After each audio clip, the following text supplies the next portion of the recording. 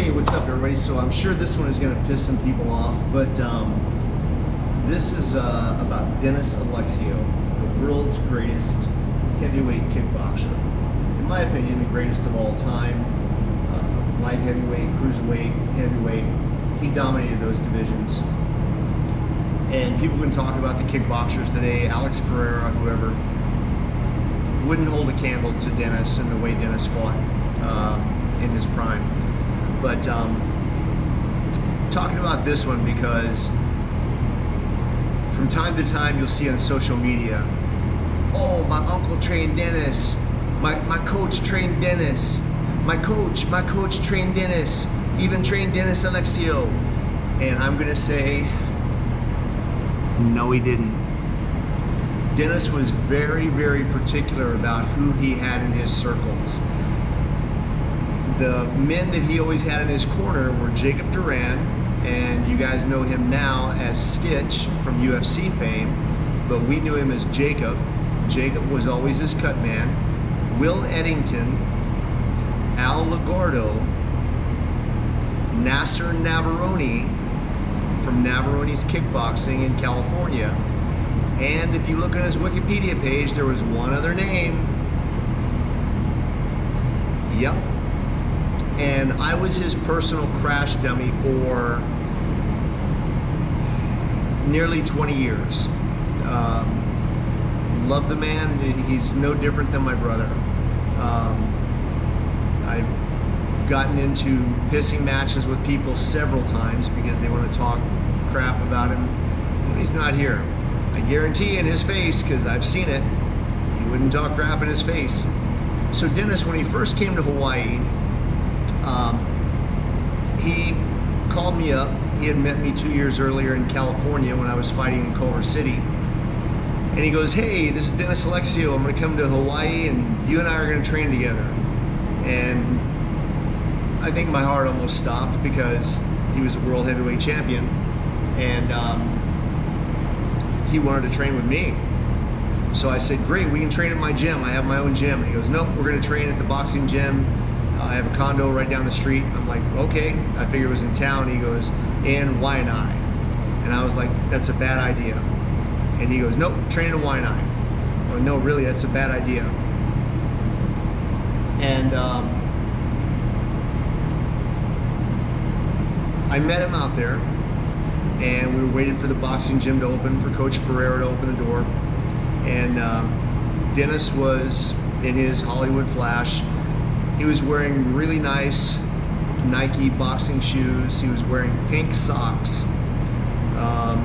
He was always in perfect shape. And we went in and we were looking at all the guys in there, and I knew a lot of those guys. And they looked at Dennis because they thought he was just an actor. The Kickboxer, Jean-Claude Van Damme movie had recently aired, and they had seen him on Kickboxer. They had no idea who this man was. These guys were all terrific boxers from the Waianae Boxing Gym. None of them knew anything about kickboxing before Dennis, and some of them will tell you they did. No, they did not. But they're all looking at Dennis and they're kind of giggling and laughing, and you hear howly this, howly that, howly this, howly that in the background. So Dennis is deciding who he's going to spar with, you know, guys that are close to his size, and he's going, I'm going to go 3 rounds with you, 3 rounds with you, I'll go 3 rounds with you, Bobby, I'll go through with me, I'll go 5 rounds with you. And man, I felt honored. I was getting the best of it. So the guy before me, his name is Mark Ibanez, and very, very tough boxer back in the day, and had his hands in some less than legitimate things as well. But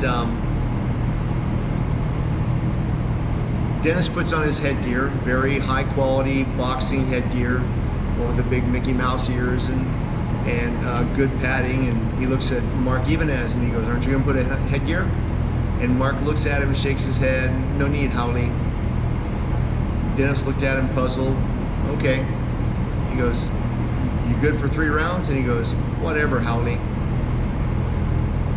So Mark was looking as was everybody in that gym. They were waiting on Mark to give Dennis a beat down. 2 white guys in the gym don't belong there. They were going to give him a beat down, probably both of us. And Dennis got in the ring. He leaned over the ropes to me because I was in the corner waiting for my turn to go in, and he goes, "Bobby, what's howling?" And I said, "Well, it means foreigner, but the way he's saying it, it means the N-word." Dennis looked and he went, "Okay." So him and Mark started sparring, and Mark hit him with maybe a 2-piece or a 3-piece and popped him pretty good and tried to go in for the kill. The next 3 minutes was a bloodbath.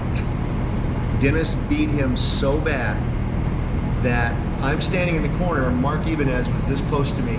He was looking at me, gasping for air, grunting, "Ugh." Dennis would pick him up, hang him back over the corner of the ropes, and continued beating. He beat him for a solid 3 minutes, and then he looked at me and he goes, "You're next." And I was like, screw that. I looked at Coach Pereira, and I'm like, "Hey, take my gloves off." My gloves were taped on. "Take them off, take them off. I'm not going in there with you." And he goes, "Get in the ring." And I'm like, "I'm not getting in the ring with you, not like that." I was 160 pounds at the time.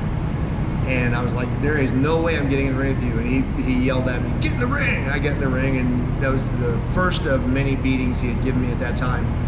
Mark Ibanez didn't say a word to anybody. Now remember, I was there. He grabbed his stuff, and he ran out the door and never came back. Dennis was pretty much adopted by the Waianae Boxing Club after that because of the beating he gave him. Everybody realized he was nobody to be messed with. He wasn't just an actor. The man was a serious fighter. So when these guys today, and they're like, "Oh, brah, you know, my uncle trained Dennis, my coach trained Dennis. Oh, we trained Dennis." I even had a guy last year on I was doing some road work, running with my dog, and he walked out. The guy recognized me, and he goes, "Hey, Smith." I went, "Hey, how's it? How you?" "Brah, whatever happened?" And this is what a lot of the local guys get wrong. "Brah, whatever happened to Alexis?" I'm like, "Who?" "Alexis." "You mean Alexio?"